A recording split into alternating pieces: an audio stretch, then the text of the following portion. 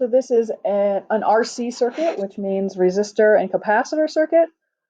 So in our circuit we have a time varying signal, and this is 15 volts at 1 kilohertz. And we've got our capacitor and our resistor. Our capacitor is 0.01 microfarads, and our resistor is 4.7 kiloohms.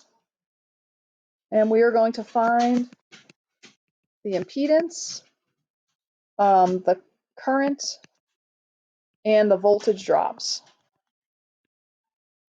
The first thing we need to do is find the reactance for the capacitor. So XC is equal to 1 over 2 pi FC.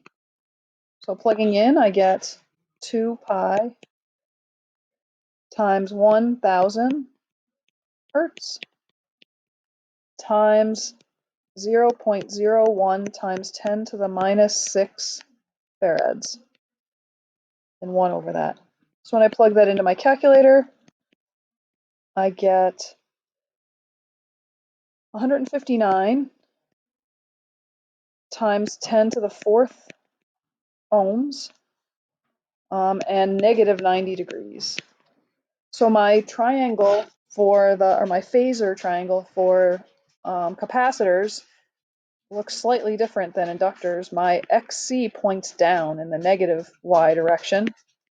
So my Z here is pointing down and to the right, and my theta is here.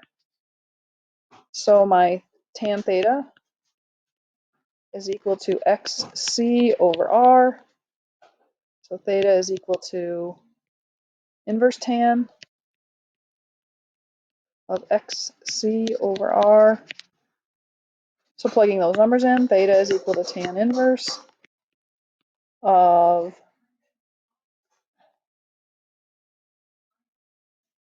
159 times 10 to the, that's 1 negative to the 4, whoops,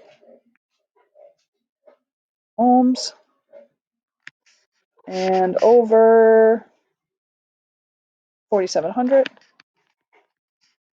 When I plug that in, my theta is equal to negative 74 degrees. I can find Z is equal to R squared plus XC squared.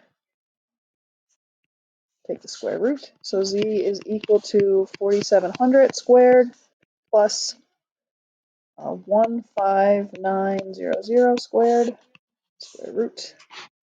Z is equal to 1.66 times 10 to the 4th ohms and negative 74 degrees.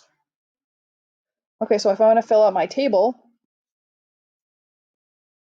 this is my R, this is my XC, and this is total.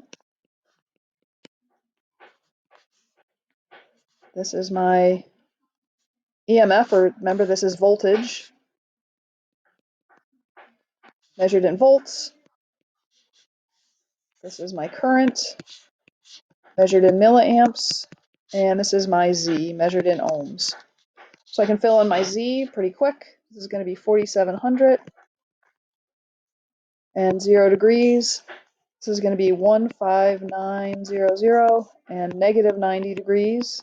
And my total is 16600 and negative 74 degrees. To calculate my current is I is equal to the EMF over Z. And so at the beginning of the problem, we know that our EMF or voltage is equal to 15 volts, 0 degrees, and divided by 16,600 and negative 74 degrees.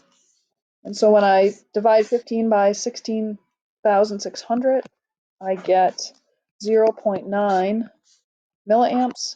And when I subtract, when I say 0 minus negative 74, I get a positive 74 degrees. And since this is a series circuit, that is the current for each of the elements and for the total coming out of the out of the voltage source. So this is 0.9 and 74 degrees, 0.9, 74 degrees, 0.9, and 74 degrees. And so here I will be multiplying I times Z for the resistor. So to get my voltage, I'm going to say ER is equal to I times Z, and that's equal to 0.9 milliamps at 74 degrees times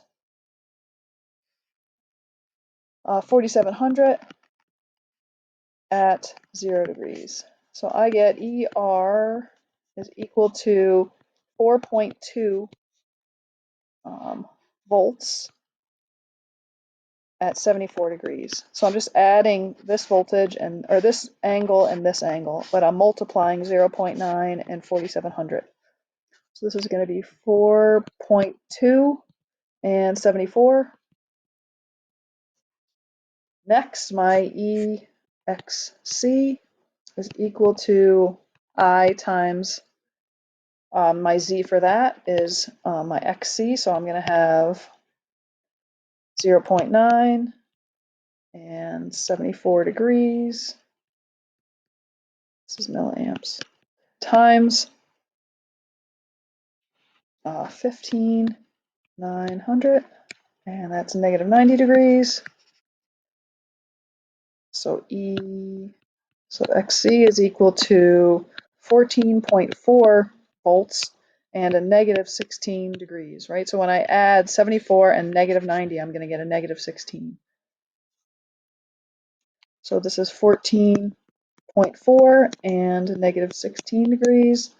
And then, as I would expect, I could either take R squared plus XC squared, and I would get the result here, which would be 15 and 0 degrees. Or I could take and multiply this by this, and I would get the same result here. And we can see that here, especially 74 degrees and negative 74 degrees. When we add them up, we get 0 degrees.